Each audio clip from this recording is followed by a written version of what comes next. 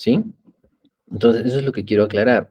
Entonces, ¿esta hormona dónde se produce? Básicamente en el sincitio, ya no se olviden. Características: es una glicoproteína de vida media 24 horas, compuesta por dos unidades, alfa y beta. Usamos la unidad beta porque es clásica, es exclusiva de la gonadotropina clínica humana, que no tiene una similitud con otras hormonas, porque estructuralmente la subunidad alfa se parece a la LH, FSH, TSH, que son hormonas, la luteinizante, folículo estimulante, y en este caso, la hormona estimulante de la tiroides.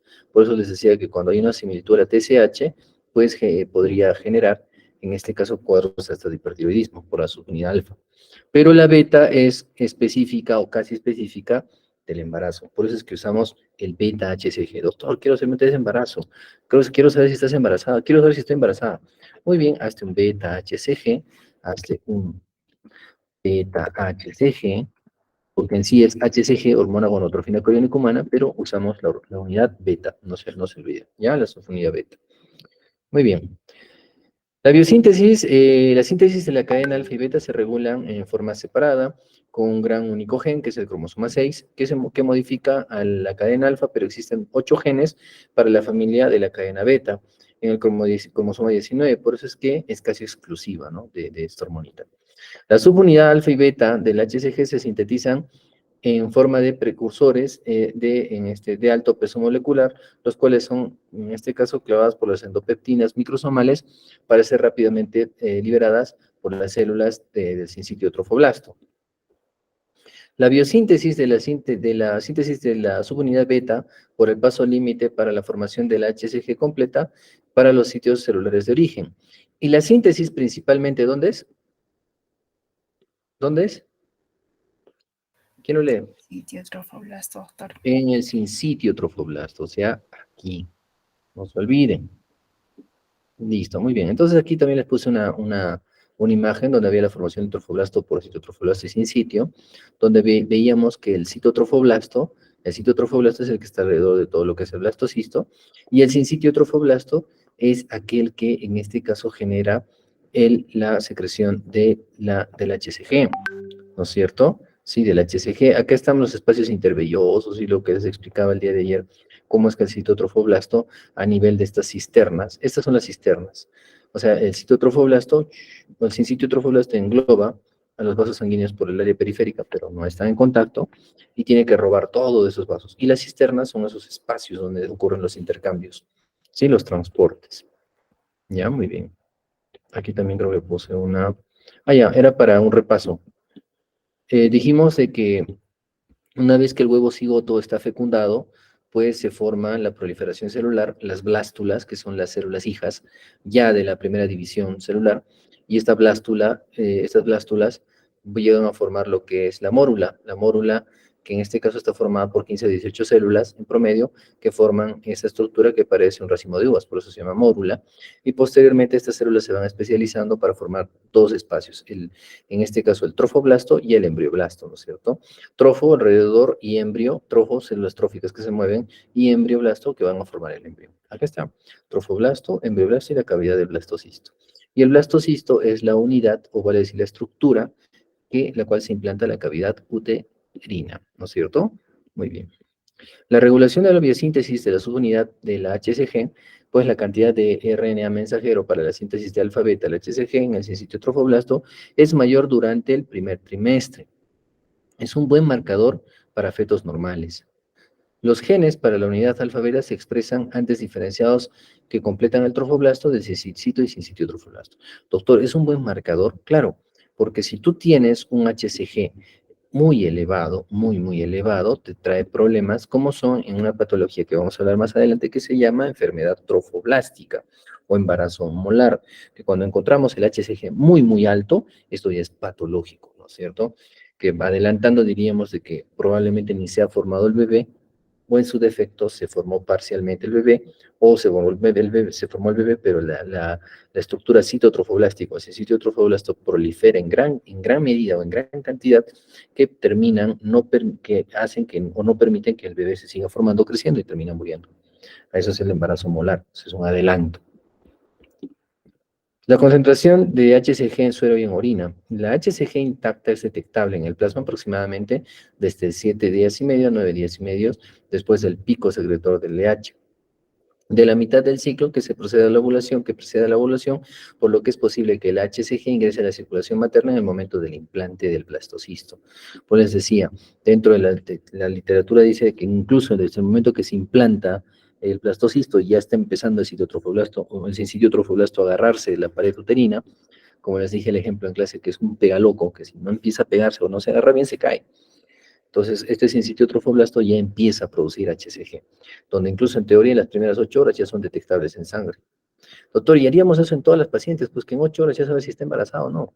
Dentro de las primeras 6, 7, 8 horas. Sí es posible, pero es caro. Por eso es que no se aplica. Porque las pruebas, para hacer estas pruebas, son carísimas en laboratorio. Sin embargo, donde aumenta la cantidad de HCG, de la cantidad de hormona gonadotropina coriónica humana, es entre el séptimo día y el día 14º, que son las donde el HCG es detectable fácilmente en sangre y en orina. ¿Ya? Por eso el cortes, ¿no? Al día 10 ya le puedes hacer un beta-HCG. Entonces, para detectar, en este caso, un embarazo o confirmar. Niveles elevados del HCG o disminución de esta. Cuando hay un nivel elevado del HCG, podemos sospechar en embarazos múltiples o feto único con una eritroblastosis fetal o una mole hidatiforme o un coriocarcinoma o hasta un síndrome de Down. En el embarazo ectópico y la amenaza de aborto se asocia a un HCG disminuido. No entendemos, doctor. Simple.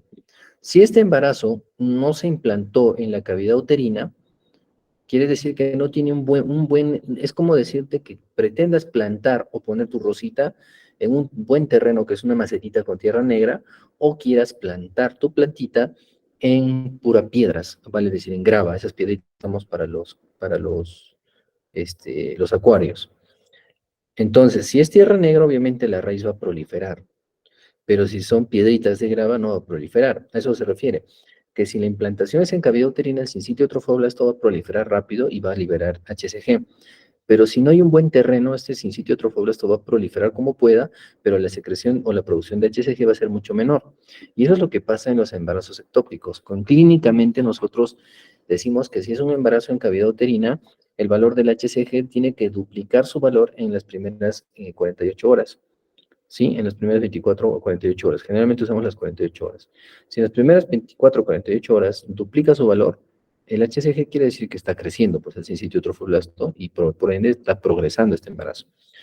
Pero si el HCG no duplica su valor, pues quiere decir que en este caso no está progresando el embarazo y nos da una sospecha de un embarazo ectópico. Y en una amenaza de aborto, obviamente que sí, porque una amenaza de aborto no es más que el desprendimiento del preendometrial y sangra, y el HCG también disminuye, ¿no? Entonces, ahí vemos de que si no aumenta el HCG, podríamos sospechar una amenaza de aborto por la no proliferación del sincitio trofoblasto. Muy bien. Las concentraciones en suero y orina aumentan rápidamente su nivel entre los días 8 y 10, como les decía hace un rato, ¿sí? Y la hormona gonadotrofina coriónica humana se correlaciona con los encontrados en el plasma, en promedio. Sin embargo, se ha visto que dentro de las dos pruebas entre orina y sangre, la más confiable es en sangre, ya que en las pruebas de pregnosticón, en orina, pues nos pueden dar muchos casos, ya se han reportado de falsos negativos y tanto falsos positivos, ¿ya? Y comienza a declinar aproximadamente entre la semana 10 y 12, estabilizándose en la semana 20. La regulación de la síntesis de esta hormona, como es la hormona liberadora de la GnRH y la inhibina placentaria, ¿sí? Se regula con estas. Y las cantidades del RNA mensajero para las subunidades en el primer trimestre es más alta y es importante para la medición del HCG como un screening. La síntesis comienza en el día de la implantación y aparece en plasma en 8 o 10 días, como 8 o 10 días, luego de la ovulación, pico a los 60-70 días y declina lentamente hacia un nivel más bajo entre los 100 a 300 días. En cristiano, entre los primeros días de la implantación ya se va liberando, en este caso HCG. En promedio, tener el primer volumen o la cantidad de HCG detectable en orina y sangre en el día 10 entre días 7 a 10, de preferencia 10, y teniendo un pico máximo entre las semanas 8 y 12 o hasta las 15 semanas, y donde declina lentamente y se mantiene estable a partir de las 20 semanas. ¿Y por qué se mantiene estable a las 20 semanas? Porque sabemos que a las 20 semanas ya la placenta, o sea, si el sitio trofoblasto, el trofoblasto ya se estructuró, ya formó una placenta como tal, no va a crecer más. Entonces, ya se estabiliza la liberación de esta hormona, ahí se mantiene, ya no está creciendo más. Y el principio de reconocimiento del HCG en cualquier, en este caso, anticuerpo contra la molécula, pues se han desarrollado anticuerpos específicos para la subunidad del beta del HCG. El principio de la inhibición de la aglutinación. O sea, esto de la inhibición de la aglutinación es el principio en el cual hay un sistema, un mecanismo de anticoagulación a nivel placentario, ¿sí? Y mediados por este. Y dos reactivos que son la suspensión de partículas de látex cubiertas con el HCG y una solución de anticuerpos contra el HCG sin aglutinación como prueba positiva, para lo que es el diagnóstico o el principio del diagnóstico de embarazos. La depuración metabólica del HCG es de 3 litros por minuto en depuración renal y es responsable del 30% y el resto de las vías por el metabolismo renal hepático. Es por eso que en promedio tenemos 13 ml por minuto de depuración renal, por eso es que hay HCG en orina. Y los índices de depuración de las subunidades alfa y beta son 10 a 30 veces mayor que el HCG intacto.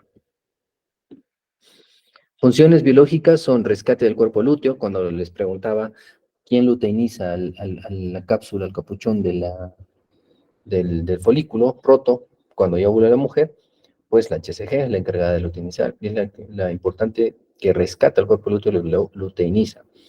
Y es la función más importante del HCG para asegurar la producción de ¿qué? Progesterona, para que el cuerpo lúteo, detectando que hay presencia de HCG, se luteiniza, o el cuerpo blanco al inicio, se luteiniza el cuerpo amarillo, para que pues pueda sostener el embarazo. La estimulación de los testículos fetales para la producción de testosterona, también gracias al HCG, y la secreción de testosterona es máximo en el mismo momento en el que alcanza el pico del HCG, y al actuar como un sustituto de la LH estimula la producción de las células del testicular fetal para promover la diferenciación sexual. O sea, miren en qué también está asociado lo que es la diferenciación sexual. Funciones biológicas están en la estimulación de la tiroides materna por HCG.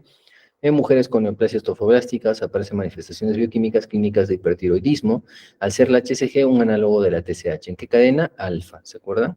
Y promueve la secreción de la relaxina del cuerpo lúteo y la vasodilatación y relajación del miometrio. ¿Sí? Muy bien.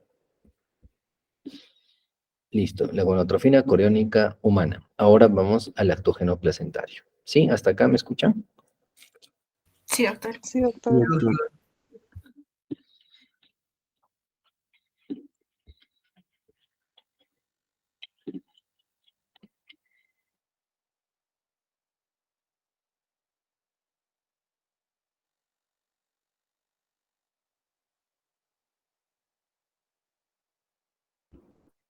Muy bien, sigamos.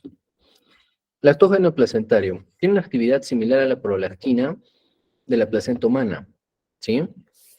Tiene una actividad similar a la prolactina en la placenta humana, ¿sí? Muy bien, pues no se olviden. Se concentra en el sincitio trofoblasto, también, ¿no? Sincitio. Y se produce en la segunda o tercera semana después de la fertilización del óvulo, en trofoblastos bien diferenciados, o sea, cuando ya está implantado. Su característica química tiene una cadena polipeptídica única, no glicosilada. Presentan semejanzas estructurales con la prolactina humana y la hormona de crecimiento. También se encuentran algunos tumores malignos en los hombres y mujeres, como son el carcinoma broncógeno, el hepatoma, el linfoma o hasta un feocromocitoma. ¿Sí? Y el lactógeno placentario tiene una secreción y metabolismo, en este caso, y metabolismo de la hormona, en este caso, que es como secreción y metabolismo de la hormona del lactógeno placentario. Representa entre un 7 a 10% de las proteínas sintetizadas por los ribosomas placentarios, y su síntesis es estimulada por la insulina y el AMP cíclico. La prostaglandina E2 y F2 alfa inhiben su secreción, ¿sí? Y de esas prostaglandinas inhiben la secreción del lactógeno placentario. Y la mayor producción se logra al final del embarazo, 1 gramo día, y su producción cerca al término es la mayor entre todas las hormonas conocidas en el ser humano, ¿sí? El lactógeno placentario. La concentración sérica de la hormona del lactógeno placentario, pues presente a los 5 días de la concepción, ¿sí? Y la concentración aumenta en forma constante hasta las 34 o 36 semanas y se mantiene desde entonces con una concentración con relación a la masa placentaria. Y su papel sería mediado por efectos sobre la madre más que el feto. Ah, sí, doctor, sí. ¿Y cuáles son? Mire, se desconocía si actúa sobre el crecimiento fetal, ¿sí? Se desconoce en realidad. Pero la inanición prolongada de la madre en la primera mitad del embarazo aumenta las concentraciones del lactógeno placentario. Ya, ahora les voy a decir, ¿qué rayos tiene que ver el lactógeno placentario aquí? En el primer trimestre, la madre, por efectos de del HCG, la progesterona y demás, en pocas palabras, la paciente disminuye, en este caso, su apetito, porque aumenta la no tolerancia a grasas, líquidos, el olfato se agudiza, si hay cierto asco a alimentos, no tolerancia a grasas. En pocas palabras, la paciente no come y pues la paciente no ingiere alimentos, ¿no? Vale decir. Y pues el lactógeno placentario actúa de este momento en este caso, en periodos de inanición, o sea, donde la paciente no come. Donde este lactógeno placentario facilita o genera caminos para poder, en este caso, estimular a la glucogenólisis, no a la glucogenólisis, sí está bien, a la glucogenólisis, entonces donde también la paciente pues permite usar el tejido graso de depósito y pues la paciente pueda consumir su depósito. ¿Sí? Vale decir, por eso las pacientes en hiperemesis y demás se bajan de peso rapidísimo, hay gestantes que bajan rápido de peso. Entonces, para que este bebé no muera, y tenga aporte, el lactógeno placentario va mediando este medio o este camino para que la paciente sus reservas las empiece a utilizar y el bebé no se muera. ¿Sí? Esa es una de las funciones en inanición prolongada. Y eso es cuando aumenta el lactógeno placentario. Sin embargo, a partir de la semana 20-24, el lactógeno placentario también aumenta, pero con otro fin, en el fin de generar insulinoresistencia o efecto antiinsulínico. El efecto de insulinoresistencia en las células de la madre, por eso dice que hay efecto más en la madre, ¿qué le dice? La mamá se come, imagínense, 2 hamburguesas o un Kentucky, digamos, y su gaseosa de litro, de medio litro. De ese Kentucky, de su porción de Kentucky y su Coca-Cola, toda esta glucosa, estos carbohidratos que va a tener la paciente, pues genera un efecto antiinsulínico o un efecto de insulinoresistencia en las células maternas donde le dice, mamá, de este total de alimento que te consumiste o el que te metabolizaste, supongamos que sean 100 gramos de glucosa, es un ejemplo. De estos 100 gramos de glucosa, solo vas a consumir 60 para tus células. Y las otras 40 que sigan circulando en tu cuerpo para que lleguen a circulación fetomaterna y el feto pueda robar esa insulina.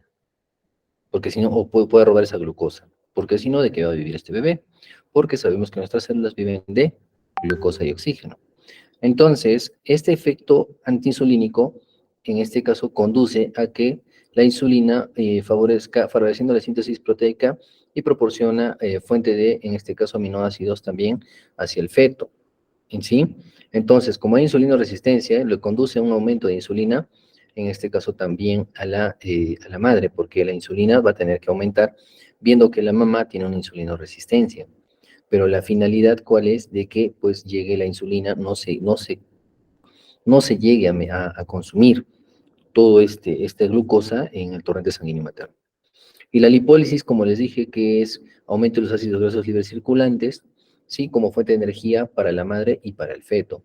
Y eso es básicamente mediado por el lactógeno placentario. ¿Se entiende? ¿Se entiende, chicos, esta parte? Que es lo que quiero que entiendan bien. ¿Se entiende esta parte? O repito. Una vez más, doctor, por favor. Muy bien. El lactógeno placentario, que también está formado en el sincitio trofoblasto, tiene una función importante y tiene dos efectos metabólicos que son la lipólisis y el efecto antiinsulínico. Ya, doctor, no entendemos. Cuando la madre está en inicios del embarazo, entre la semana 8, 12 a 15, cuando el HCG se eleva, genera náuseas, vómitos, no tolerancia y todo lo demás, hacen que la paciente pues no coma, simplemente no come, vomita y demás.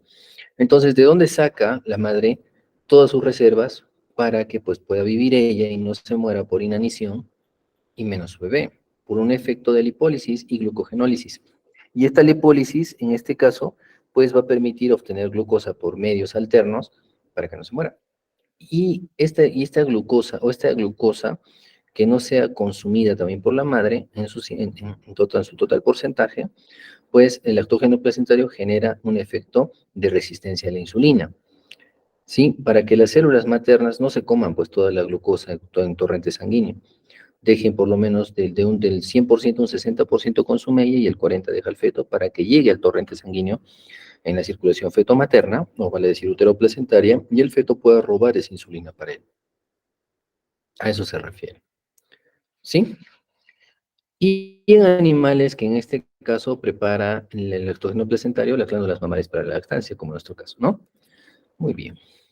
¿Está claro ahora? Sí, doctor, ahora sí. Sí, doctor. Muy bien. Sigamos.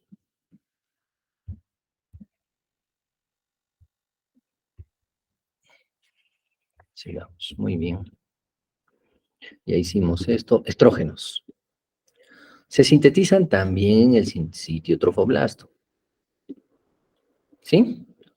La biosíntesis requiere la presencia de precursores, pero esta no es una producción directa, escúchenme bien. El sincitio trofoblasto lo sintetiza, pero no lo produce. Lo sintetiza. ¿Qué es sintetizar? A partir de un precursor, que es producir o secretar propiamente de esta célula, o sea, la produce directamente. Entonces el estrógeno necesita hacer biosíntesis para que pueda secretar o producir, en este caso, estrógenos. Cerca del término del embarazo se presenta un gran estado estrogénico. Doctor, ¿qué tiene que ver esto? Para que entiendan. Cuando inicia el embarazo, ¿qué hormona tiene que primar? Progesterona. ¿Quién la libera? El cuerpo lúteo. Una vez que el cuerpo lúteo llega a la semana 12 y el feto está más grandecito y la placenta más desarrollada, pues la placenta va a suplir la función de ese cuerpo lúteo, es decir, cuerpo lúteo, muchas gracias, ya no me sirves, ya no secretes progesterona porque tu progesterona ya no es suficiente. Secretas poquito, pero ya no me sirve, pues el bebé está más grande. Entonces, la progesterona prima casi durante todo el embarazo, en realidad todo el embarazo. ¿Para qué? Para que esta progesterona produzca relajación del músculo liso y no haya contracciones y vienen todos los efectos del embarazo. Básicamente para eso, para mantener el embarazo ahí adentro. Pero hacia final del embarazo, casi término del embarazo, la naturaleza humana de reproducción dice, un bebé no puede estar pues más de 40 semanas ahí adentro, o en su defecto, y eso vamos a hablar más adelante, las definiciones de embarazo término, pretérmino y postérmino. Pero en promedio la regla es que esté hasta las 40 semanas, no más. Entonces, ¿pero quién es el reloj que ahí calcula y dice que solo 40 semanas? ¿Quién es el que detona y dice, no, hasta acá nomás y tiene que nacer? Pues en el sitio trofoblasto, ya hacia el término del embarazo, ya hay un estado, en este caso, estrogénico, donde los estrógenos sensibilizan al útero, activan sus receptores para oxitocina, ¿sí? Y en este caso se produzcan las contracciones uterinas. Pero al inicio del embarazo, el sincitio sintetiza estrógenos que también se necesitan, pero en bajas cantidades. ¿Sí? ¿Y esas dónde se sintetizan? Se sintetizan en el sincitio trofoblasto, pero a través de biosíntesis, no directamente. ¿Sí? Necesita un precursor. La biosíntesis de estrógenos placentarios, en este caso en la placenta, el acetato ni el colesterol, pueden servir como precursores, como normalmente se hace, en este caso, en el ovario, porque la mujer sintetiza estrógenos a través de colesterol. Es una de los responsables del por qué ocurre el síndrome de ovario poliquístico, por sobreestimulación ovárica y demás, porque las mujeres con sobrepeso pues tienen mayor contenido de colesterol y por ende mayor precursor de estrógenos. Y eso es un círculo vicioso que pues genera esta patología. Pero una gestante no, pues el colesterol ni el acetato son fuentes para estrógenos. Y pueden servir como precursores, en este caso, esto no sirven, ¿no? Ya que no posee una enzima que se llama la de 17-alfa-hidroxilasa o la 17-20-desmolasa. Y las glándulas suprarrenales fetales sí proveen un precursor a la placenta para la producción de estrógeno. Las glándulas suprarrenales fetales. Por eso es que también es una de las responsables para decir, oye, ya estoy mucho tiempo acá, tengo que salir. Las glándulas suprarrenales fetales dan el sustrato, ¿sí? Dan el sustrato que es la 17-alfa-hidroxilasa para que se pueda sintetizar o haga biosíntesis de estrógenos y pues sensibilizan al útero para el trabajo de parto. La biosíntesis de estrógenos placentarios, el principal precursor durante circulante es el sulfato del DEAS, no se olviden, el DEAS, en la dihidroepiandrosterona, esa es pregunta examen. Es el principal precursor para la biosíntesis de estrógenos. Y para la formación de la 17-beta-estradiol, ¿sí? Y a las 30 semanas, un 30% del DEAS es secretado por las glándulas suprarrenales de la madre ya también.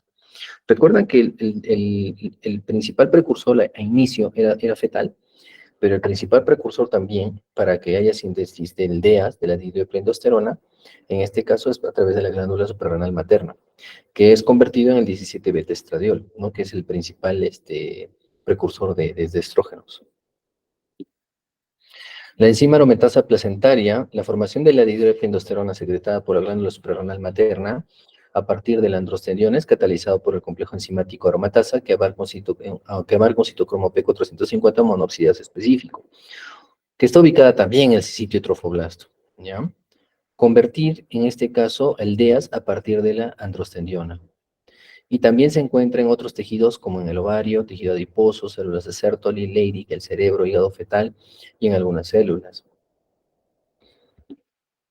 Los estrógenos secretados dependen de la naturaleza del sustrato disponible como una isoenzima, ¿sí? ¿Sí? Del 17-beta-estradiol, ¿sí? Que desprende, que presenta los tejidos.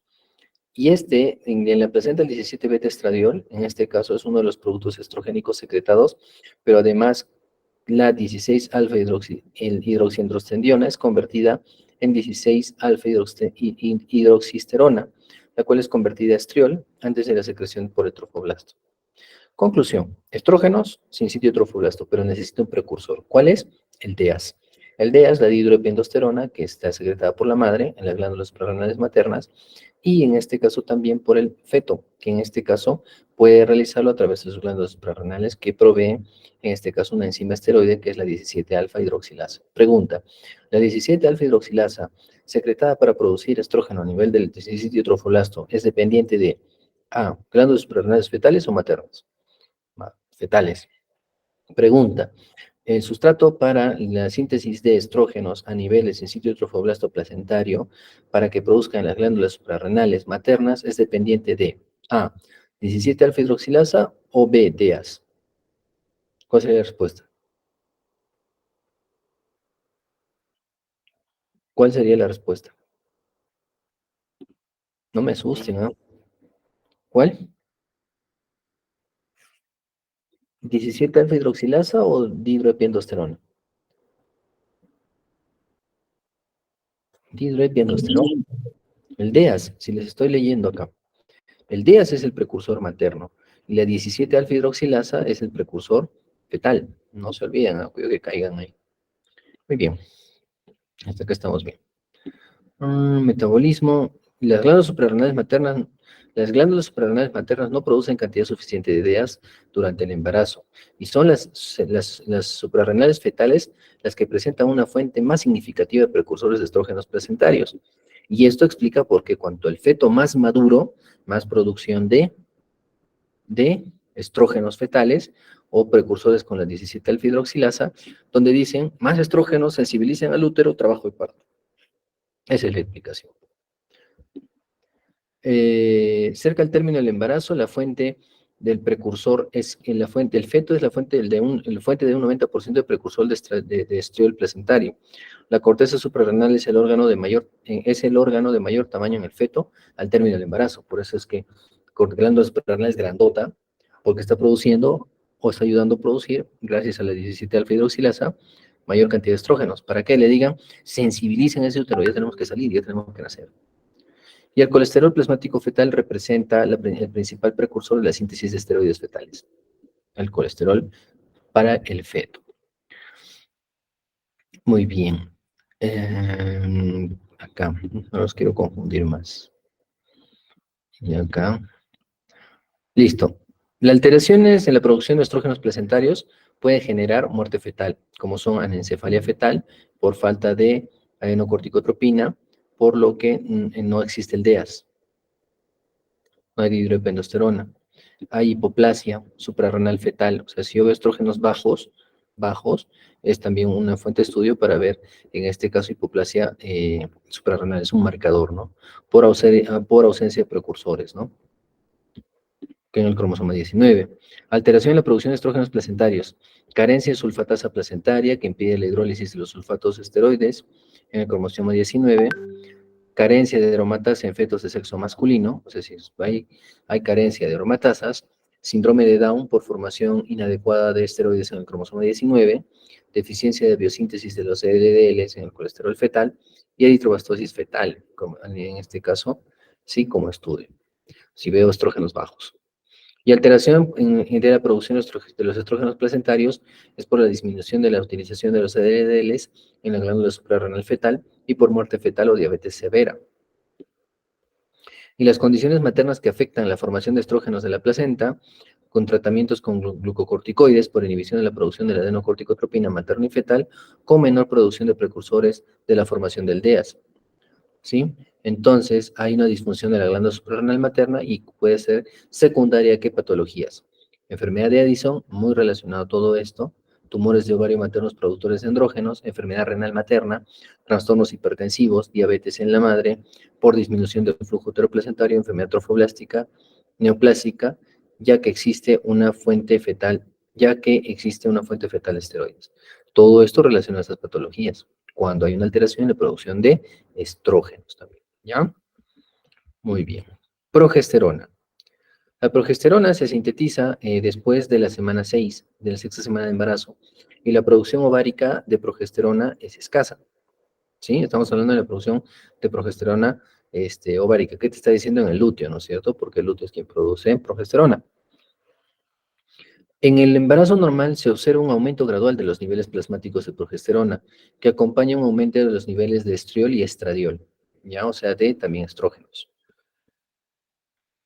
Fuente de colesterol para la biosíntesis placentaria de progesterona. La progesterona se sintetiza a partir del colesterol, con una reacción enzimática de 2 pasos. Colesterol a pregnenolona en las mitocondrias y pregnenolona a progesterona en microsomas. La fuente de colesterol es aportada por el flujo sanguíneo materno. El flujo sanguíneo materno manda colesterol al bebito y el bebito en placenta, o no el bebito, la placenta se encarga de sintetizar, en este caso, ¿qué cosa? Progesterona. ¿Sí? Listo, doctor. ¿Y cómo llega el colesterol ahí? ¿De dónde? Recuerden que el lactógeno placentario genera lipólisis. ¿Ven que todo va encadenado? Porque no me van a decir para que tenga colesterol, le haremos comer chicharrones, pollito. No, porque ustedes saben que este paciente no tolera. ¿De dónde consigue? Por lipólisis. La fuente de colesterol para la biosíntesis placentaria de progesterona. El trofoblasto usa las LDLs, las lipoproteínas de baja densidad, ¿sí? Del colesterol, principalmente materno. Es lo que hace el trofoblasto. A gran diferencia, escuchen, ¿eh? Para la síntesis de progesterona un 90%. El índice de síntesis de progesterona depende en gran medida de la cantidad de receptores para LDL en colesterol en la membrana plasmática del trofoblasto, principalmente en el sinsitio trofoblasto. Si se dan cuenta, todo es sinsitio, todo. Pero la gran diferencia es que hay hormonas que directamente se producen en el sinsitio y hay hormonas que necesitan sustratos para ser sintetizados, como son el estrógeno y progesterona, ¿no es cierto? Y por lo tanto es dependiente del flujo sanguíneo uteroplacentario para generar progesterona. ¿Sí? Muy bien. ¿A partir de qué? Del colesterol. Muy bien. La fuente de colesterol para la biosíntesis placentaria de progesterona, la síntesis de nuevo de colesterol por la placenta es casi nula. El feto contribuye a una cantidad mínima de precursores para la síntesis placentaria de progesterona. ¿Qué necesita? ¿Qué necesita? La fuente de colesterol tiene que ser materna generalmente. No se olviden. Porque por sí solo la placenta y el feto no lo pueden hacer. Necesita de colesterol materno que llegue a la circulación hacia placenta. Y se dice que es la hormona esencial del embarazo. Sí, porque inhibe la respuesta también a los linfocitos T. Acá un paréntesis. Cuando nosotros nos chocamos con esta enfermedad nueva, para nosotros ya no tan nueva, que es la del COVID-19, el SARS-CoV-2, pues, nosotros creíamos, pensábamos erróneamente desde ese momento que toda paciente gestante era una paciente inmunológicamente comprometida, ¿cierto? Que por su inmunología pues estaba alterada por el propio embarazo y que pues era blanco perfecto para esta enfermedad y que se iban a morir, pues lo cual demostró que estábamos equivocados, ya que se demostró que la progesterona y estos el resto de hormonas y el propio embarazo pues reforzaba al sistema inmunológico materno, por eso es que no se ha muerto. Y si se ha muerto alguna que otra es por infecciones sobreagregadas, ¿no? Pacientes con antecedentes de desnutrición y demás, o patología previa. Entonces, se demostró de que el embarazo, al contrario, prepara a que el cuerpo acepte a otro cuerpo, ¿vale? Es decir, el sistema de histocompatibilidad que te dice que no puedes tener en tu cuerpo a otro ser que tenga un grupo sanguíneo diferente al tuyo. Y es lo que pasa en un embarazo, que si una mamá es O positivo y el papá es O positivo, lo más probable es que el bebé sea positivo. Y si en el sistema de histocompatibilidad eso no es posible, el cuerpo termina expulsando o rechazando este cuerpo. Sin embargo, en el embarazo, gracias a la progesterona, que es una de las hormonas que es inmunomoduladora, inhibe a la respuesta de los linfocitos T. ¿Sí? Es así de maravilloso que se descubrió que realmente la gestante está inmunológicamente reforzada, por decirlo así. O prepara el sistema inmunológico para que no rechace este bebito. La fuente de colesterol para la biosíntesis placentaria y progesterona, los niveles de LDL colesterol normalmente no son limitantes para el proceso de la asimilación placentaria en la circulación materna. La progesterona inhibe la actividad de la enzima que cataliza la esterificación del colesterol y lo garantiza a nivel de acuerdo, lo garantiza un nivel adecuado de colesterol, ¿sí? Es lo que hace. Y los receptores de LDL en el trofoblasto se encuentran en el sinsitio. Esos son los receptores. ¿Sí? Son los receptores. Entonces, los receptores de LDL del trofoblasto están en el sitio trofoblasto. O sea, vale decir que la fuente para progesterona es el colesterol, vale decir, usamos la LDL, las lipoproteínas de baja densidad. Y la afinidad de estos receptores permanece constante durante todo el embarazo para que se sintetice progesterona a nivel sitio y pues genere bienestar fetal. No existe correlación entre progesterona y bienestar fetal, eso sí, no porque encuentres una progesterona como a nivel, no como en el caso de estrógenos, que si tú los ves altos, podrías pensar relacionar con un síndrome de Down y demás, ¿no? Pues aquí no. La progesterona no está relacionado a valorar el valor de la progesterona y relacionar a una patología, no, ni tampoco te evalúa el bienestar fetal, por si acaso, en comparación del resto de hormonas. Y el metabolismo de la progesterona durante el embarazo, en el embarazo hay un aumento desproporcionado de la 5-alfa de hidroprogesterona y la progesterona es también convertida en desoxicortisona o un mineralocorticoide presente en la madre y el feto. ¿Y para qué? Para que se acuerdan que al final del embarazo también necesitamos mineralocorticoides para que pues esta glándula suprarrenal trabaje y a su vez genere mayor producción ¿de qué? Estrógenos. ¿Sí? Muy bien. La secreción direccional de los esteroides del sinsitio. El 85% de la progesterona placentaria ingresa al plasma materno y una cantidad muy escasa de progesterona materna atraviesa para el feto, porque él no la necesita mucho. La progesterona se necesita en el cuerpo de la madre para que relaje el útero. La progesterona, de manera indirecta, también va a generar unos cambios, va a disminuir la resistencia vascular periférica, para que aumente el volumen en los cambios fisiológicos del embarazo que vamos a ver, el volumen sanguíneo, el volumen en plasma, para que pues la madre se prepare para el parto. Un avance acá, cuando una mamá en parto, en promedio, sangra en parto 500 cc, centímetros cúbicos durante un parto normal, y 1000 cc durante una cesárea. Si a uno de ustedes les digo, den la prueba del amor a sus novias, córtense las venas, díganle que se pueden matar por ellas, no sé, se me ocurre. Y a ustedes se les ocurre cortarse las venas de las muñecas, y cuando estén sangrando en promedio 200 cc ya van a estar mareándose, van a estar con mareos, de malestar, yo qué sé, y pues tengan que llevarlos de emergencia al hospital. Y pues para que los estabilicen y demás. Sin embargo, si esto hace una gestante, se me ocurre como ejemplo, pues hasta los 500 o hasta los 1000 cc de pérdida sanguínea no va a afectar a la paciente. ¿Por qué? Porque ella ya se preparó para esta pérdida durante todo el embarazo. ¿Para qué? Para que aumente el volumen durante la gestación, para que el sangrado sea el aceptable durante el parto. Y la progesterona también está mediando, relajando los vasos sanguíneos, disminuyendo la resistencia vascular periférica y demás. Ya no se olviden, o sea, todo está conectado. La transferencia de esteroides desde el inicio del sincitio, los compartimentos sanguíneos materno-fetales, los esteroides secretados por el sincitio ingresan directamente a la circulación materna, y los esteroides que van al compartimento fetal atravesar el citotrofoblasto y el espacio de intervelloso.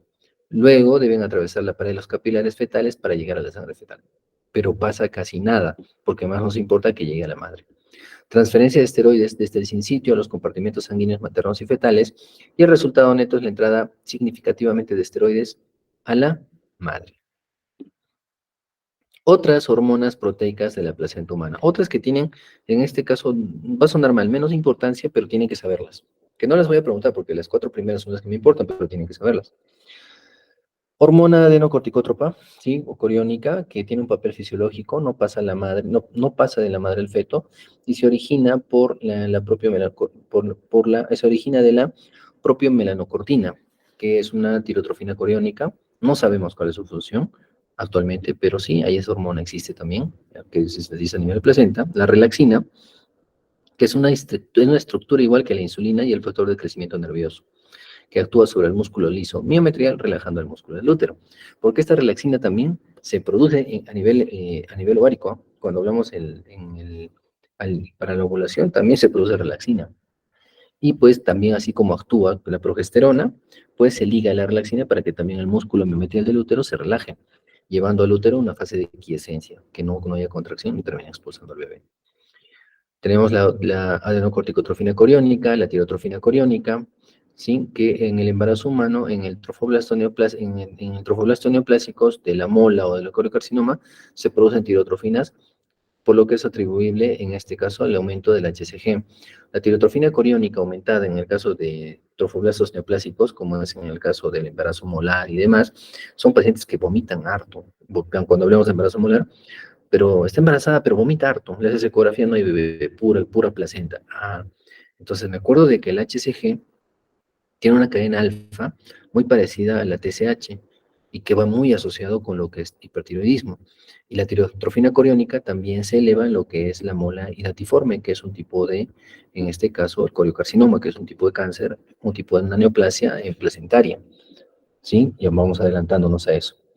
¿Sí? Vamos adelantándonos a eso. Muy bien. Hormonas liberadoras de tipo hipotalámico. Para cada una de las hormonas liberadoras inhibidoras hipotalámicas existe una análoga producida por la placenta.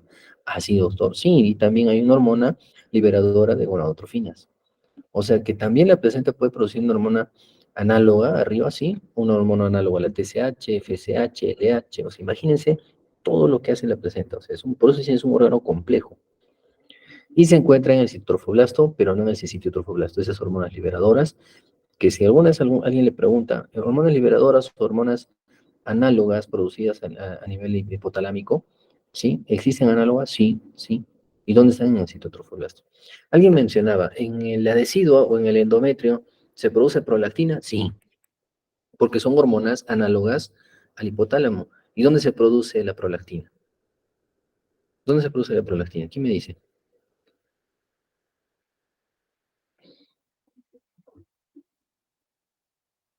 ¿Quién me dice? Mucho silencio. Por eso, la primera tarea. Estrella, anotamos. Estrella, ¿estás en línea? Estrella, ¿estás en línea? Sí, doctor, sí estoy. Ya, primera tarea. La primera tarea es, me van a dibujar el hipotálamo y las hormonas que se secretan a nivel de hipotálamo y hipófisis, ¿ya? Pero lo que quiero es la producción de secreción de hormona, y hipófisis nomás, ¿ya? Quiero, la GnRH manda del hipotálamo, se va a la hipófisis libera hormonas a nivel anterior y posterior. Quiero que me hagan un dibujito a mano, quiero que me hagan un copy-page del internet a mano, y me va a decir, adenohipófisis libera tales hormonas y neurohipófisis tales hormonas. Quiero que me dibujen de dónde se libera la oxitocina y cómo. Esa es la primera tarea. Para hoy estamos miércoles. Para el viernes, no, el sábado voy a revisar. ¿Estamos? ¿Sí? ¿Copiado? Sí, doctor, está bien. Entonces, resumiendo, la tarea sería un dibujo del eje hipotalámico hipoficiario y aparte de la hipófisis y qué hormona secreta. Exacto. Y un capítulo muy abajo, muy aparte de la oxitocina, netamente. ¿Cómo es que se libera y dónde? Dibujadito. Ya, doctor. Muy bien, sigamos. Esa es la primera tarea. Muy bien, y estimulación de secreción de HCG en la placenta y las otras hormonas, ¿no? Proteicas que son la proteica relacionada a la hormona de la paratiroides, representación de la hormona paratiroides fetal, de la secreción tisular, de la paratormona, por el trofoblasto que responde a las modificaciones en el nivel de calcio extracelular. O sea, miren todas las hormonas que hay. O sea, es increíble. Este bebé ni siquiera está formando su hipófisis, su hipotálamo, pero su placenta ya está ayudándola con todas estas hormonas. O sea, miren qué increíble es. Y existe un transporte activo de calcio a través del trofoblasto desde la madre al feto. ¿Por qué? Porque la secreción tisular de esta paratormona que se da al nivel de trofoblasto es la responsable de ¿qué? De tráeme calcio. Trae calcio, necesito calcio, porque si no, ¿cómo se van a formar los huesos del feto? Porque eso dicen, ¿no? Cuando hay un dicho, dicen y lo miran a su bebé y una madre dice, mi bebé me ha costado, es carne de mi carne, es parte mía. Y es cierto, es cierto. Y el papá dice, no, pero yo puse la semilla, perfecto. Pero papito, los huesos de tu hijo, el resto de estructuras, es todo lo que ha salido de mí. Y la madre dice, por ende, yo hice la gran parte, ¿no? Y eso es cierto, ¿ya? Muy bien. Y las otras hormonas liberadoras de tipo hipotalámico, como la hormona liberadora de corticotropina, sí que pues aumenta en el caso del parto prematuro. ¿Se acuerdan que les dije cuando existe el aumento de esteroides? En este caso, pues hormonas esteroideas, pues hay el riesgo de parto prematuro, asfixia fetal, RCIU, que vamos a ir tocando en los siguientes capítulos, ¿no? Y que también se sintetiza en el sincitio y trofoblasto. Miren, la función era pues poco clara, pero relajaría la musculatura lisendometrial y vascular e induciría inmunosupresión si es que habría una liberación, en este caso, de la corticotrofina. ¿Sí? Y si hay inmunosupresión, saben que hay un rechazo. Linfocitos T se activan y todo un show. ¿Sí? Muy bien. Y otras hormonas peptídicas sintetizadas, como el neuropéptido Y.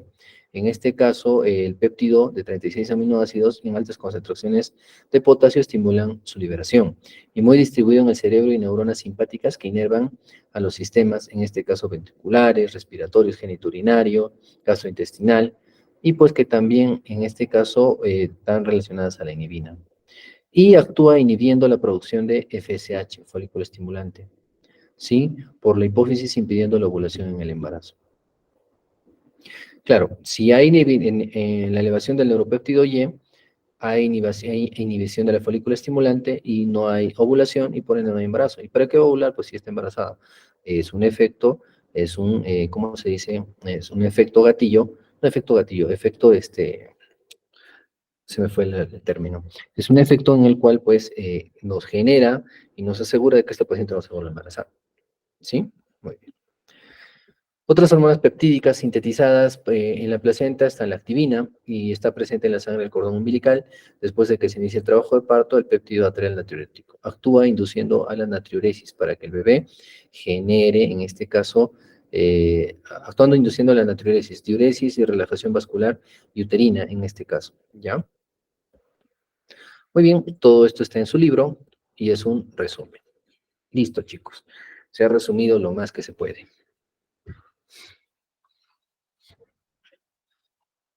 Por favor, repasen, ahí está todo, ¿ya? Es un resumen que les va a servir bastante, ¿ya? Muy bien, ¿todo claro? Mucho Sí, silencio. doctor. Muy bien, entonces los invito a revisar, a leer, ¿ya? Entonces nos vemos en nuestra clase del día lunes, voy coordinando con Estrella para la clase, y por favor la tarea, quiero ver bonitas tareas. Ya dije que considero en la puntualidad en la entrega de la tarea, yo la voy a subir en la noche y voy a poner límite de tiempo para que puedan subirla. Veo que realmente el trabajo cuando está hecho o no por el alumno. ¿Ya? Muy bien, que tenga muy buena tarde. Permiso.